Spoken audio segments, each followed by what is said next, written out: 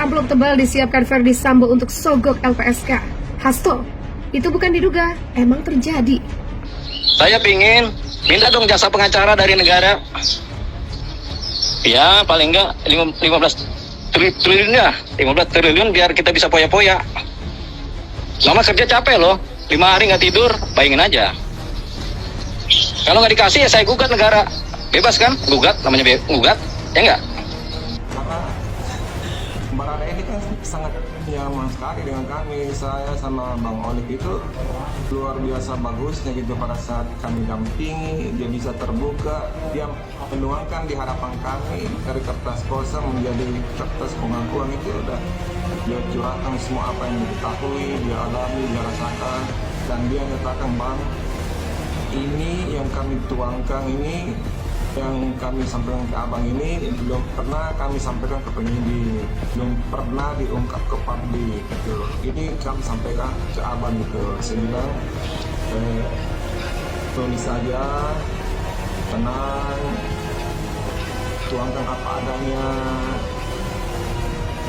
Nanti setelah selesai baru kami baca gitu. Bukan karena pengacara itu dia mengaku, karena apa yang dilakukan oleh penyidik, apa yang dilakukan oleh tim sus menyampaikan kepada dia, kasih orang tuanya dilakukan adalah upaya membuat dia untuk terbuka bahwa ancaman hukumannya cukup berat dan jangan tanggung sendiri, sehingga dia secara sadar membuat pengakuan. Nah, jadi jangan orang tiba-tiba ditunjuk sebagai pengacara untuk mendampingi pemeriksaan terus dia ngoceh di luar. Kasus pembunuhan Brigadir J yang menyeret nama Irjen Verdi Sambo terus menjadi perhatian publik. Terbaru, Ketua Lembaga Perlindungan Saksi dan Korban, Hasto Atmojo Saroso menyebut ada upaya menyogok lembaganya untuk meloloskan permohonan perlindungan yang diajukan Putri. Hasto memastikan bahwa upaya penyogokan itu bukan sekedar dugaan tapi benar adanya. Hasto merinci peristiwa itu terjadi setelah 5 hari kasus penembakan Brigadir J atau Nofriansyah Yosua Huta Barat, yakni Rabu 13 Juli. Saat itu LPSK berada di kantor Propam Polri saat Irjen Verdi Sambo masih menjabat sebagai Kepala Divisi Propam Polri untuk berkoordinasi dalam kasus kematian Brigadir J. Dia mengemukakan ada seorang anggota Verdi Sambo menyodorkan uang dalam 2 amplop berukuran tebal ke salah satu staf LPSK. Waktu sudah selesai mau pulang, ada seorang dari Pak Verdi Sambo menyampaikan 2 amplop besar yang diduga isinya adalah uang. Tapi kita tidak tahu karena kita tidak membuka. Usai disodorkan amplop tebal itu, Hasto memastikan amplop tersebut yang diduga berisi uang langsung ditolak dan dikembalikan. Namun dia tidak mengetahui secara pasti jumlah uang tersebut. Tak lama setelah upaya penyogokan itu, istri Verdi Sambo, Putri Chandrawati, Kamis 14 Juli mengajukan permohonan perlindungan ke LPSK. Namun saat pertemuan itu LPSK gagal menggali keterangan karena kondisinya yang tidak stabil. LPSK sendiri sudah 2 kali berupaya menemui PC untuk proses asesmen permohonan perlindungannya, namun hal ini gagal dilakukan lantaran kondisinya yang tidak stabil. Kemudian pada Senin 15 Agustus, LPSK akan memutuskan status Putri terlindungi atau tidak. Arman Hanis selaku pengacara Irjen Verdi Sambo menanggapi soal amplop coklat titipan Bapak yang diceritakan oleh Wakil Ketua LPSK Edwin Partogi Pasaribu. Arman Hanis mengatakan untuk saat ini dirinya sebagai pengacara Irjen Verdi Sambo akan fokus terhadap proses hukum yang sedang berjalan. Dia menambahkan dirinya belum memiliki tanggapan soal cerita